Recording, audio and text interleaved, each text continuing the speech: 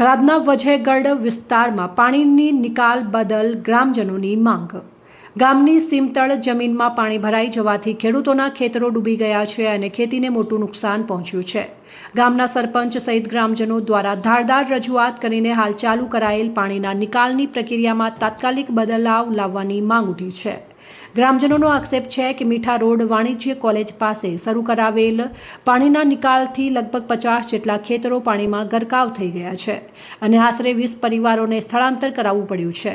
ખેડૂતોનું કહેવું છે કે અમારા સીમતળના પાણીનો નિકાલ કરવાનો બદલે બહારના વિસ્તારોનું પાણી અમારા ખેતરમાં છોડવામાં આવી રહ્યું છે, જેના કારણે હાલની પરિસ્થિતિ વધુ વિકટ બની છે। ખેડૂતોની સ્પષ્ટ માંગ છે કે હાલ જે પંપો દ્વારા પાણી છૂટે છે તેને તાત્કાલિક બંધ કરી અમારા સીમતળનો નિકાલ નર્મદા કેનાલમાં પંપ મારફતે કરવામાં આવે તેવી માંગ કરી હતી। ગ્રામજનોનું કહેવું છે કે જો આ સમસ્યાનો તાત્કાલિક ઉકેલ ન લાવવામાં આવે તો ખેતરોમાં ખાર ઊભી આવશે અને ઉપજાઉ જમીન રણમાં ફેરવાઈ જશે। અહેવાલ જીતુ બારોટ, સંબંધ ભારત ન્યૂઝ, થરાદ।